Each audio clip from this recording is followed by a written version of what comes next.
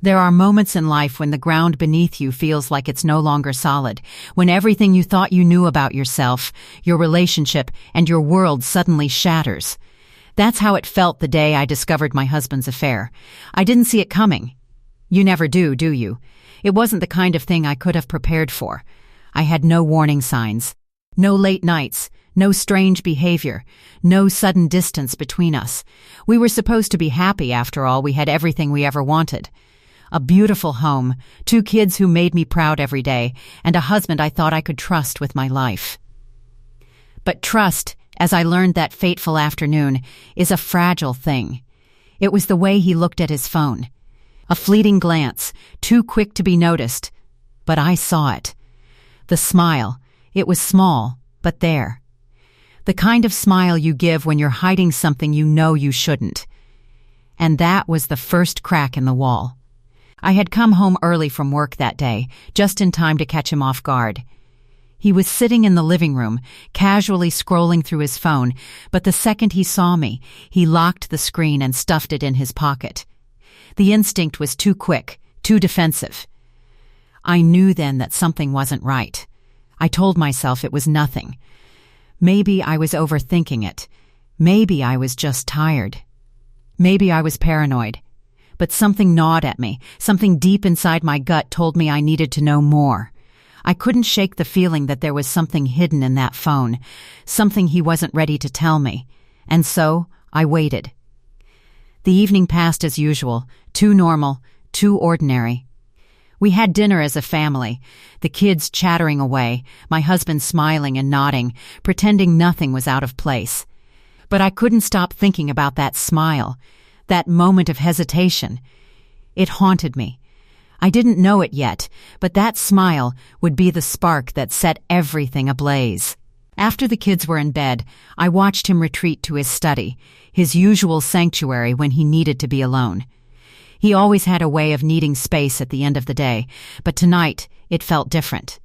Tonight there was a distance between us that I couldn't explain, something heavy in the air that made it hard to breathe. I couldn't take it any longer. I had to know. I waited for the sound of his typing to fade, then quietly, almost instinctively, I moved toward his desk. The phone was there, just as I suspected. I picked it up, my hands trembling as I unlocked it with the code I knew by heart. I shouldn't have done it. I knew that. But in that moment, I felt like I had no choice. I needed the truth. The first message I saw was from a name I didn't recognize, Lily. The heart emoji at the end of the message hit me like a slap to the face. My mind raced. Lily? Who was she? The messages were flirtatious, the kind of words I hadn't heard in our marriage for years. There was talk of meeting up, of private moments shared. My stomach churned with a mix of disbelief and anger. But the final message, one that had been sent just hours before, sent my world spinning out of control. I miss you. Can't wait for our next night together.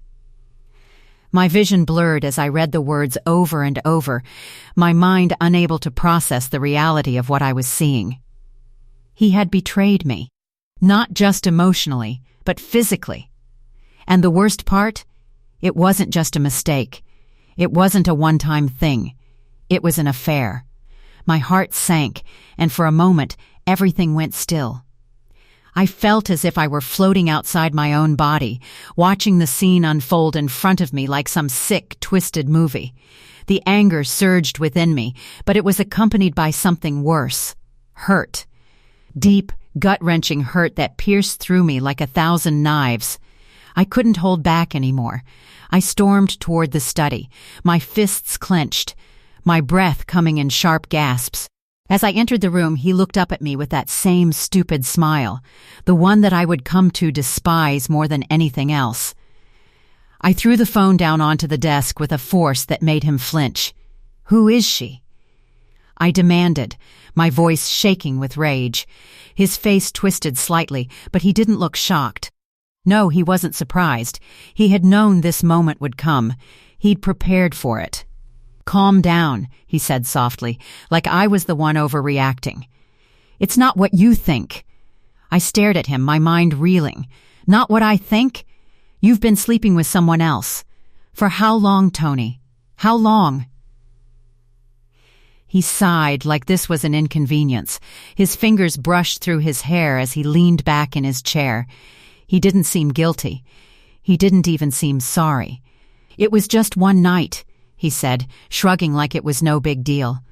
"One night? Just one night?" The words hung in the air, suffocating me. How could he say that? How could he reduce everything, our marriage, our family, our life together, to a single, meaningless night? I felt my hands tremble as the reality of what he said crashed down on me. I was suffocating. I needed air. I needed distance. I didn't know what to do, what to feel, or what to say. But then I looked at him, sitting there with that infuriating, dismissive smile on his face, and I realized this wasn't about me. This was about him.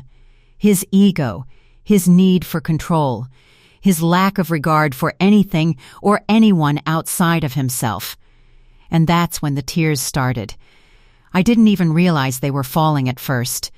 But as they came, they didn't stop. I could feel the weight of everything he had done, every lie, every broken promise, every moment of neglect and betrayal, pressing down on me. "Just one night," he repeated, as if that made everything better, as if that was enough to excuse everything, and in that moment I knew I couldn't stay. I couldn't be with someone who thought so little of me, of our family, of everything we had built together. But I still had to say it. I still had to hear it come out of my own mouth. I took a deep breath and looked at him one last time. "I want a divorce," I whispered. And that was it. The words hung in the air between us, louder than any argument could ever be. His face froze for a moment, and then, as if it were all just some minor inconvenience to him, he simply said, "Fine."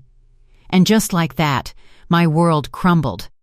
The days that followed were a blur, a haze of emotions, of numbness, of confusion. I moved through each one mechanically, going through the motions, as if my body knew what to do but my mind was too far gone to catch up. I told myself that I had done the right thing. I had made the decision, finally, after all the years of doubt, of wondering if I could ever find the strength to leave. I had found it.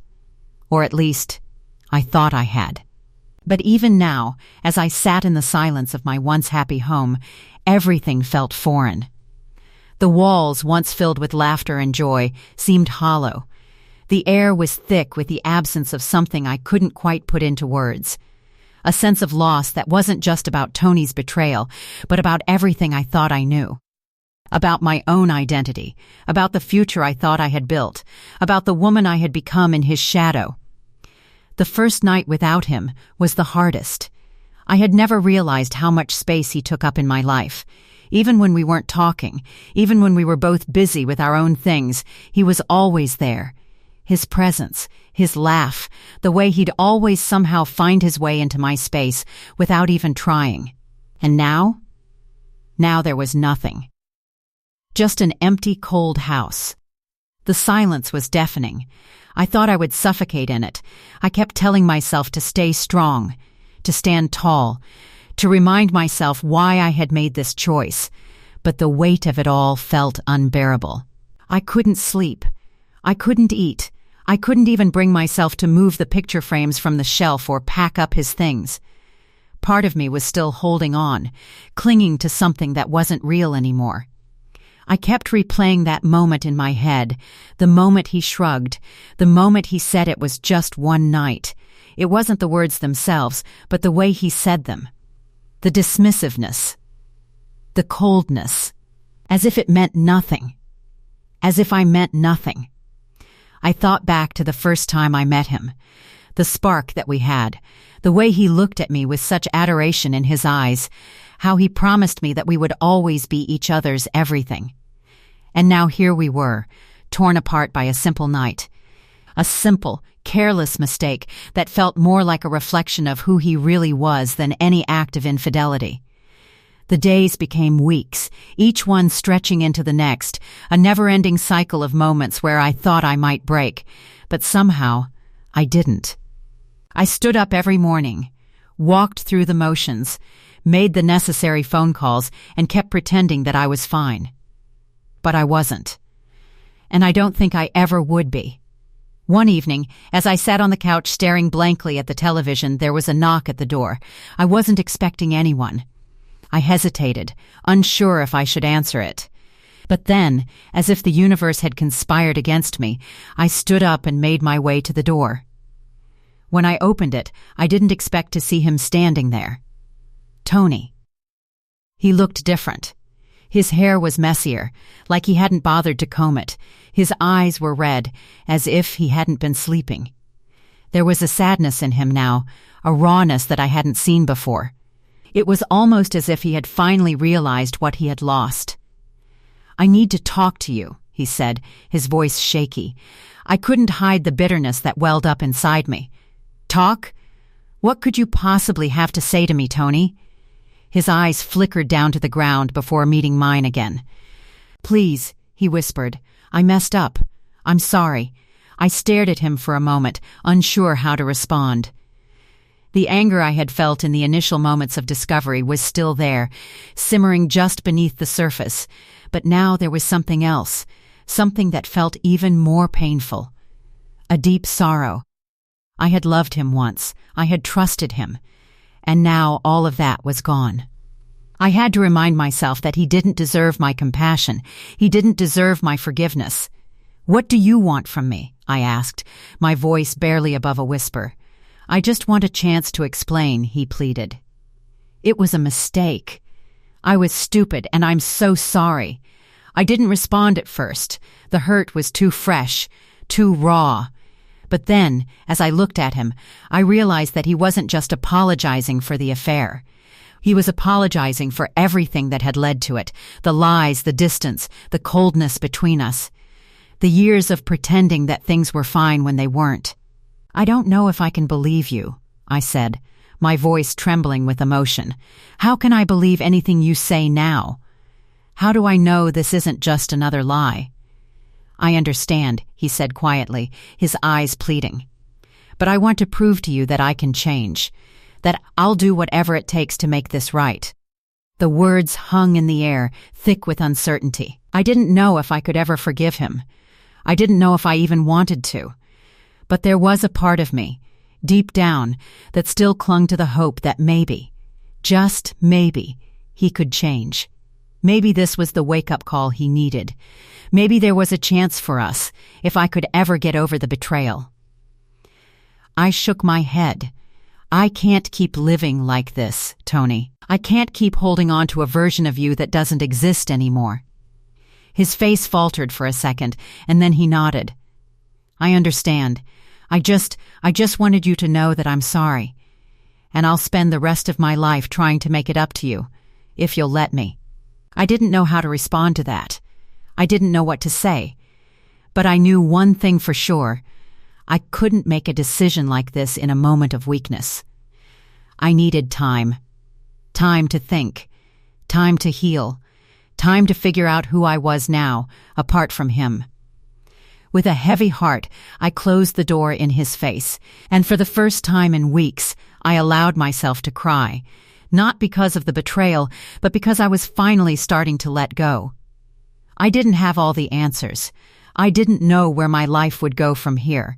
But for the first time in a long time, I felt a sense of relief, of release. I was done living in the shadows of someone else's mistakes. I was going to be okay. It's strange how quiet the house feels when you're alone in it.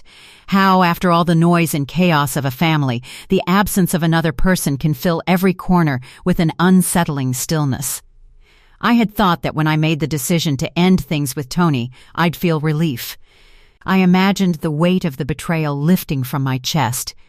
But instead, I was left in a kind of limbo, lost in the uncertainty of what came next. The days bled into each other, and the house seemed to mock me with its silence.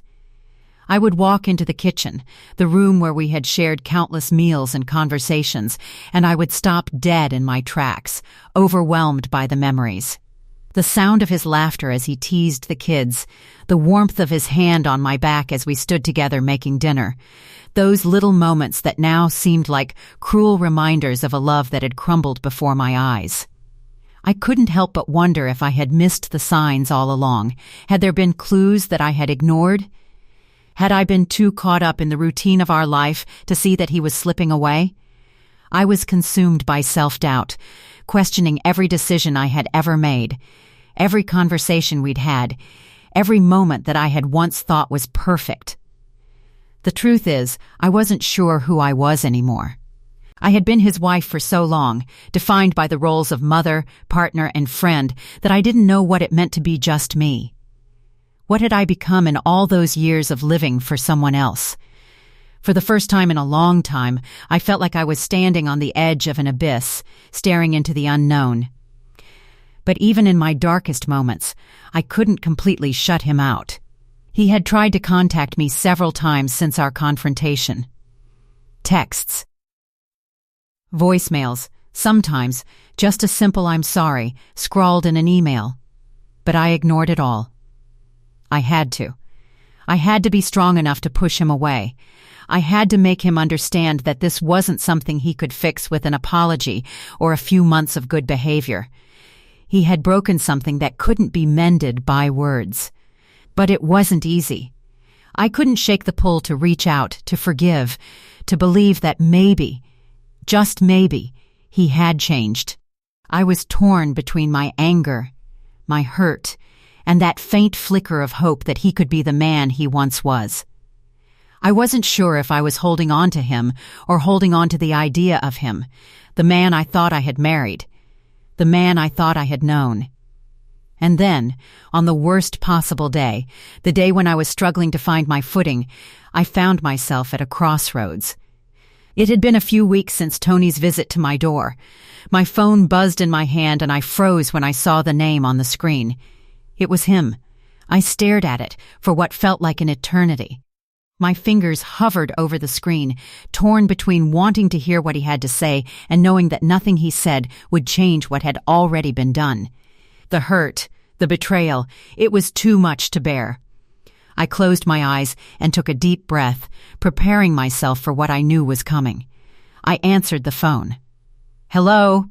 My voice cracked, and I quickly cleared my throat, trying to sound composed. "Hey." Tony's voice was low, hesitant. "I know you're probably tired of hearing from me, but I need to say something. I wanted to hang up. I wanted to tell him to leave me alone, to stop trying to fix something that was beyond repair. But instead, I found myself listening. I've been thinking a lot," he continued, his words slow, deliberate. "About everything, about the affair, about you and me. And I don't know how to make it right. But I'm willing to do whatever it takes. I know I've hurt you. I've broken your trust, and I'll spend the rest of my life trying to earn it back." I felt a knot form in my stomach. It wasn't the first time he had said something like this, but it hit differently this time. It felt more real, more desperate. "I don't know if I can trust you again, Tony," I said, my voice trembling. "I don't know if I can ever see you the same way. You've hurt me in a way I can't even begin to explain." "I know," he said quietly, "and I understand. But I just want a chance, one more chance to show you I'm not the man I was. I can't change what I did, but I can change who I am going forward. I can be better. For you. For us." The silence between us felt heavy, suffocating. I could hear his breathing on the other end, steady and patient, as if he were waiting for me to say something that would change everything. But I couldn't. I couldn't offer him that chance. Not yet. Maybe not ever. "I need space, Tony," I whispered, my voice breaking. "I need time to figure out who I am, who we are. I can't keep pretending that everything's okay, that we can just pick up where we left off. "I get it," he said softly, his voice thick with emotion. "I won't contact you again, but I want you to know that I'm here. If you ever decide that we can try again, I'll be here." Waiting. And with that, the conversation ended. I stared at the phone in my hand, feeling a mixture of relief and guilt. I had wanted him to beg, to cry, to do anything that would make this easier. But instead, he had let me go. Maybe that was the most honest thing he had done in a long time. But even with his words still echoing in my ears, I couldn't shake the feeling that I was losing something I couldn't quite grasp. The life we had built together, the family we had created. All of it was slipping away like sand through my fingers, and I didn't know how to stop it. As the days wore on, I began to find my own rhythm again.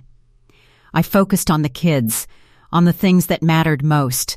Slowly, the weight of Tony's betrayal started to lift, but I could feel the scar it had left on my heart. And I knew, deep down, that it would always be there. But I also knew that I had survived it. I was still here. I was still breathing. And that, in the end, was enough.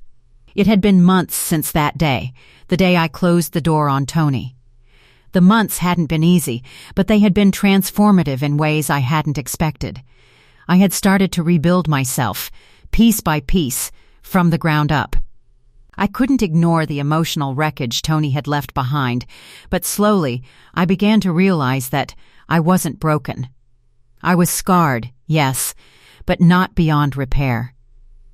There were days when the sadness crept in, the days when I would find myself staring at the family photos on the wall, memories of a time when we were whole. And I'd wonder, what if it was all a lie? What if all the love, all the dreams we shared were just an illusion, a house of cards waiting to collapse? The uncertainty, the pain, it hung over me like a storm cloud. But I refused to let that storm define me. I had to keep moving forward. For myself, for my children.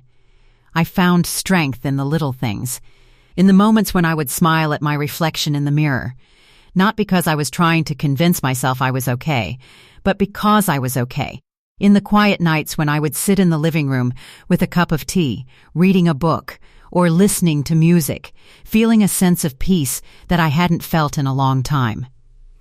In the laughter of my children, who, despite everything, had remained a constant source of light in my life. But even as I began to find my footing, there were times when I caught myself thinking about him. Tony. It wasn't that I missed him, at least, not in the way I once had, but I found myself wondering who he had become in the months since we parted. Had he truly changed? Or was it just another moment of desperation? Another attempt to keep control of something he had already lost? I told myself I didn't care. I told myself that I was done with him. That chapter of my life was closed, and I had no intention of reopening it. But there was a small part of me, buried deep inside, that still longed for the man he once was. The man I had fallen in love with. One evening, as I sat at the kitchen table, sorting through bills and organizing the paperwork I had been putting off, I heard the familiar sound of a knock at the door.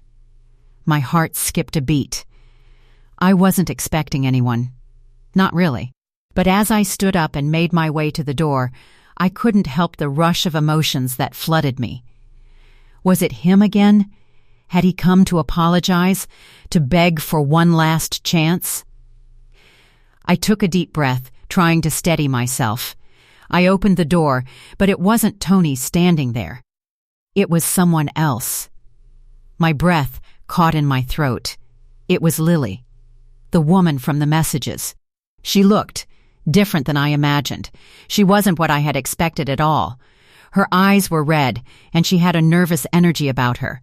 Her hands were shaking as she clutched a small envelope.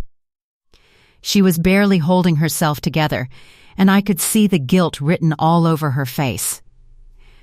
I need to talk to you," she stammered, her voice barely above a whisper.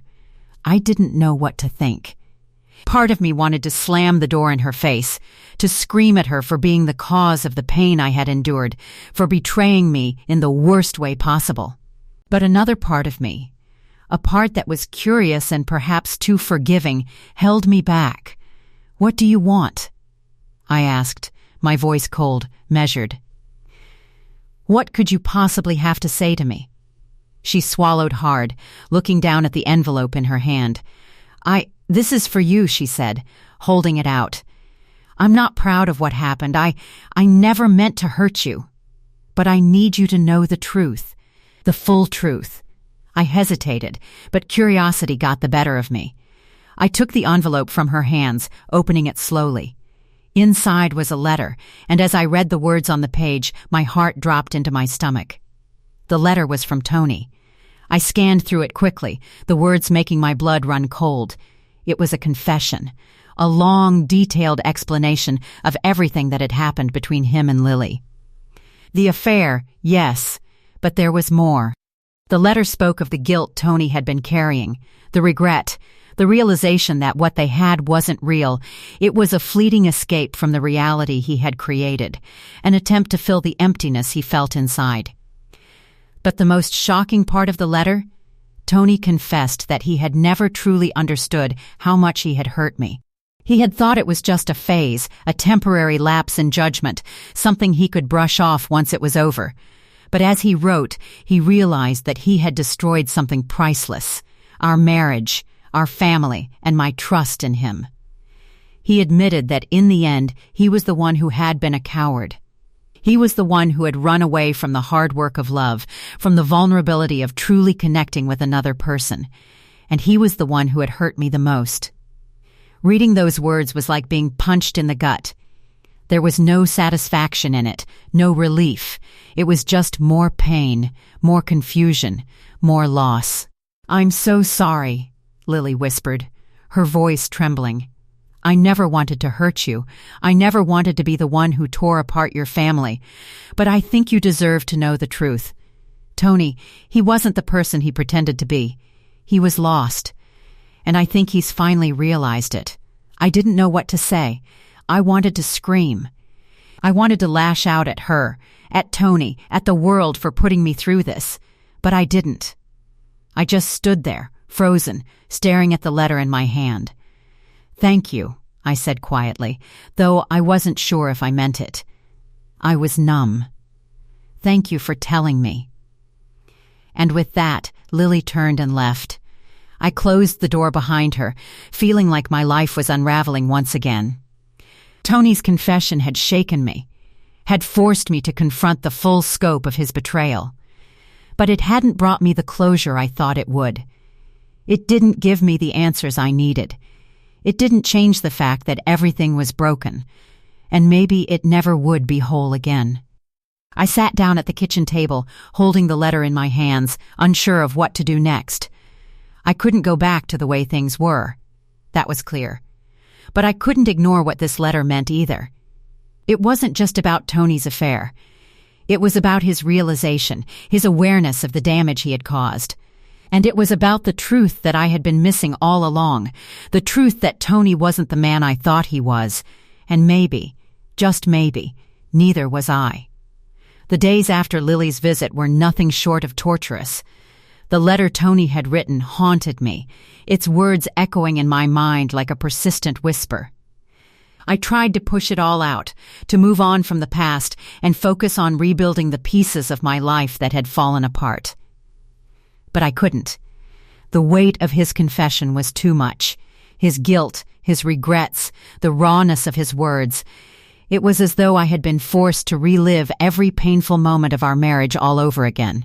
I could still feel the sting of his betrayal like it had happened yesterday, and yet, in the depths of my heart, I couldn't help but wonder, what if he really had changed? The idea of forgiveness, of starting anew, lingered in the back of my mind, but I wasn't sure if I was ready to consider it. Could I forgive him? Could I ever trust him again after everything he had done? And more importantly, could I forgive myself for allowing him back in, for not seeing the cracks in our relationship before they shattered everything? I spent more time reflecting on the man I had once loved, the man who had once promised me forever. It wasn't just the affair that had shaken me. It was everything that had led up to it, the little lies, the distance between us, the subtle shifts in our connection that I had failed to notice until it was too late. Maybe I had been so wrapped up in the routine of our life that I had missed the warning signs. Maybe I had been too complacent, too comfortable in the illusion of a perfect marriage. But as the days passed, I realized something. The truth wasn't just in his confession. It was in the pain I felt, in the anger that still simmered beneath my skin, in the doubt that lingered in my heart. I was tired of pretending, tired of trying to convince myself that everything would be okay. I had to make a decision, and I couldn't keep running from it. One night, as I sat on the couch, the weight of it all crashing down on me, I found myself reaching for my phone. I hadn't spoken to Tony since the night I closed the door on him. I had blocked his number, ignored his attempts at contact, and I had convinced myself that I was better off without him. But tonight, something had shifted in me. I had to know the truth. I had to face him one last time and make my decision, once and for all. My fingers trembled as I dialed his number. The line rang for what felt like an eternity before he answered. "Hello?" His voice, soft and hesitant, made my stomach twist. I hadn't heard it in so long. It was a reminder of everything I had once loved, everything I had once trusted. I didn't know if I could still feel that way, but I needed to know where we stood. "Tony," I said, my voice steady despite the turmoil inside me. "We need to talk." He didn't say anything at first. There was a long silence on the other end of the line, but I could hear him breathing, hear the hesitation in his chest. "I know," he finally said. "I know you've been avoiding me. I understand why." I exhaled slowly. "I don't know if I can do this anymore. I don't know if I can forgive you. I don't know if I can ever trust you again." There was a pause, a long one. And then he spoke, his voice thick with emotion. "I don't expect you to forgive me, and I don't deserve your trust. But I need you to know that I am sorry. I've made mistakes. I've hurt you in ways that I can't even begin to explain. But if there's any chance at all, that we could find a way back to each other, I'll fight for it. I'll do whatever it takes."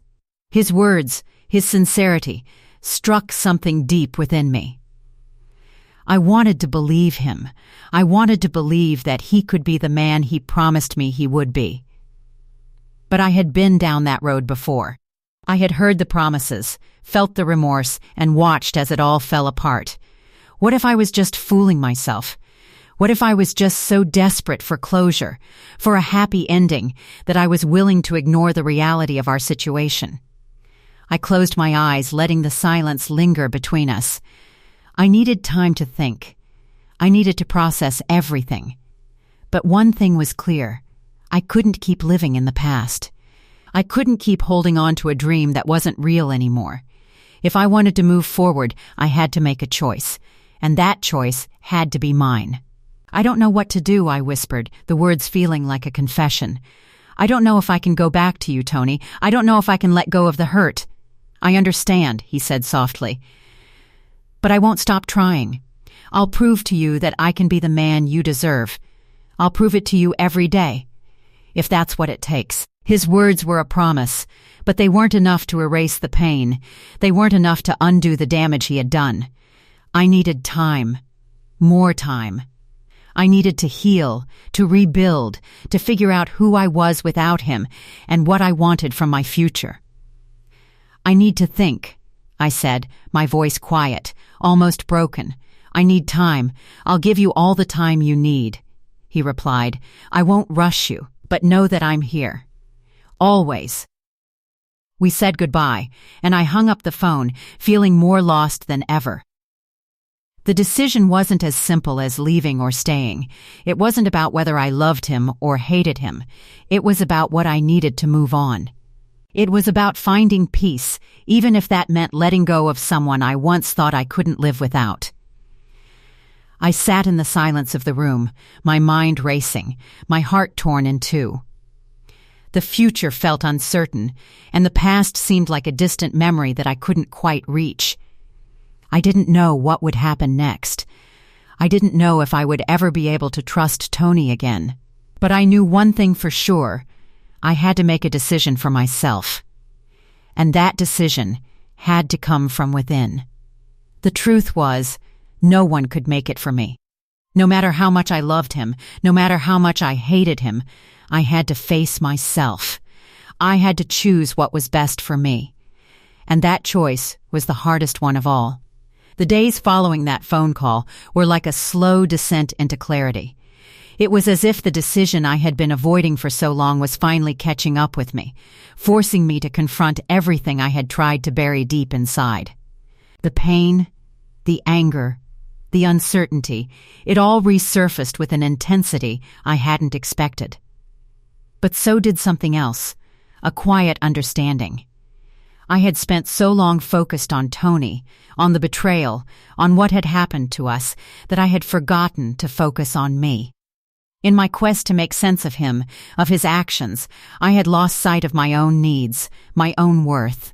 It wasn't just about him changing or apologizing. It was about me finding my own strength, my own voice, and my own path forward. Every time I closed my eyes, I saw the faces of my children. Their innocent, trusting faces, the faces of the people I needed to protect the most. I couldn't let them grow up in a world where betrayal was the norm. I couldn't let them think that love meant turning a blind eye to the truth. And I couldn't allow myself to be stuck in the past, caught between what was and what could never be again. I had spent so long holding on to a vision of the future that included Tony, a vision of us together as a family, as a couple. But that future was gone, and it wasn't just gone because of the affair. It was gone because of the choices we had both made, the things we had ignored, and the things we had taken for granted. I spent days walking in circles, my mind racing with conflicting thoughts, but the one thing that became crystal clear was this: I had to let go. Let go of him. Let go of the life we had planned. Let go of the idea of a perfect marriage and a perfect family. And as hard as it was, I realized that holding on to those ideals was holding me back from living the life I deserved. I called Tony one final time. My hands shook as I dialed the number, but this time it wasn't out of desperation. It wasn't because I was torn between leaving him or staying. This time I was at peace with my decision. When he answered, his voice was as familiar as it had ever been, and for a moment I felt that old pull, the pull of everything we had shared. But I pushed it aside. I had made my choice. "Tony," I said, my voice calm and steady. "I've made my decision." There was silence on the other end of the line. I could feel him holding his breath, waiting, unsure of what I would say. I didn't drag it out. There was no need for theatrics, no need for a drawn-out explanation. I had already said everything I needed to say in my heart. "I'm letting go," I whispered. "I can't do this anymore. I can't keep living in the past, waiting for things to go back to how they were. I need to move forward. For me. For the kids. For my own peace." His voice, when it came, was softer than I expected. "I understand," he said. "I'll always love you. But I get it. You need to do what's best for you." The words stung, but they didn't hurt the way I thought they would. In a strange way, they were freeing. There was no more pretending, no more holding on to something that was already gone. "I'll always care for you," I said, the finality of the words settling in. "But it's time for both of us to move on. I wish you nothing but happiness," he said, his voice thick with emotion. "Take care of yourself. And if you ever need anything, I'm here." "I know," I said. "Goodbye, Tony." And with that, I hung up. The world didn't end. The earth didn't shake. But in that moment, I felt a weight lift off my shoulders. I had made my choice. And I had chosen myself. The days that followed were still hard. There were moments of loneliness, moments where I missed the life I had known, moments when I questioned if I had made the right choice. But with each passing day, the doubt became quieter. I started to see the strength in my own decision. I started to see the possibility of a future that didn't depend on Tony, that didn't depend on anyone but me. I focused on my children, on building a life that was healthy and full of love. They deserved to see their mother strong, happy, and at peace. And slowly, that's what I became. I rediscovered my passions, the things I had put on hold for too long. I made time for myself, time to heal, time to grow, time to rediscover who I was outside of being someone's wife. And in those moments of solitude, I realized something else. I didn't need a man to feel whole. I didn't need anyone to complete me. I was already complete. I let go of the anger. I let go of the hurt. And while the scars would remain, they became part of the story I was writing for myself. A story of resilience, of strength, of survival. In the end, I realized that forgiveness wasn't just for him. It was for me. It wasn't about absolving him of his mistakes. It was about freeing myself from the chains of anger and resentment that had bound me for so long. As time passed, I would look back on everything, on the love, the betrayal, the pain, and I would know that I had done the hardest thing anyone can do. I had chosen myself. And that, in the end, was enough.